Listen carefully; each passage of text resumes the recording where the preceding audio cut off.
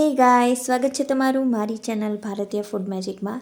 આજે હું તમારા સાથે શેર કરવાની છું એક સિંધી રેસીપી સેલ ફુલકા, અને એ વધેલી રોટલીમાંથી બને છે અને ટેસ્ટમાં તો ખૂબ જ ટેસ્ટી લાગે છે અને ફક્ત 10 મિનિટમાં બની જાય છે।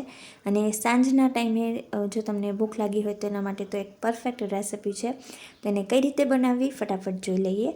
મેં 3 મીડિયમ સાઇઝના ટમેટાં લીધા છે અને એને આવી રીતે બ્લેન્ડિંગ જારમાં એડ કરી દઈશું અને પાણી એડ કર્યા વગર આપણે એની પેસ્ટ તૈયાર કરી લેવાની છે। બહુ ફાઇન નથી કરવાની, અધકચરી રાખીશું અને તમે જોઈ શકો છો આ રીતની પેસ્ટ આપણે તૈયાર કરી લેવાની છે। હવે મેં 3 જેટલી વધેલી રોટલી લીધી છે અને એના મીડિયમ સાઇઝના ટુકડા કરી લેવાના છે। ને રોટલી આપણા ઘરમાં વધારે વધતી જ હોય છે, તો એનો આ રીતે એક મસ્ત નાસ્તો તમારા બાળકોને પણ બહુ ભાવશે અને મોટાઓને પણ બહુ ભાવશે અને ટેસ્ટમાં તો બહુ જ મસ્ત લાગે છે।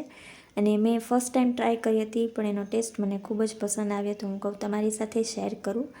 અને હવે આપણે એના ટુકડા થઈ ગયા પછી આપણે એક કઢાઈ લેશું, એમાં તેલ એડ કરવાનું છે, 1.5 ટેબલસ્પૂન જેટલું લસણ એડ કરવાનું છે, પછી જીરું એડ કરશું અને મીઠા લીમડાના પાન એડ કરવાના છે અને એક લીલું મરચું એડ કરશું અને પછી આપણે જે ટમેટાની પેસ્ટ બનાવી હતી એ ટમેટાની પેસ્ટ આમાં એડ કરી દઈશું અને એકદમ સિમ્પલ બેઝિક મસાલાથી આ વાનગી છે તૈયાર થઈ જાય છે અને ટેસ્ટમાં બેસ્ટ લાગે છે।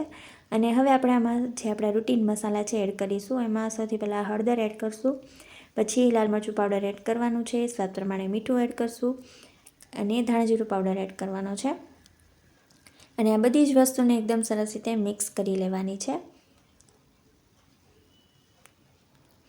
અને મિક્સ થઈ જાય પછી આપણે એને 5 મિનિટ માટે એને કૂક કરી લેવાનું છે, કેમ કે આપણા ટમેટાં છે થોડા શું આપણે તો કાચા જ લીધા છે એટલે એને ફટાફટ કૂક થઈ જાય ત્યાં સુધી આપણે એને કૂક કરી લેશું।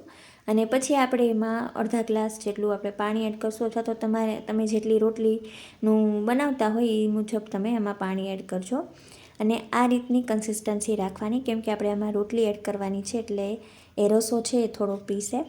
અને પછી આપણે એમાં જે રોટલીના ટુકડા કર્યા હતા એ આમાં એડ કરી દઈશું અને એને ફક્ત આપણે 1 મિનિટ માટે જ કૂક કરીશું, એટલે જે રોટલીના ટુકડા છે એ ગ્રેવીમાં સરસ રીતે ભળી જાય।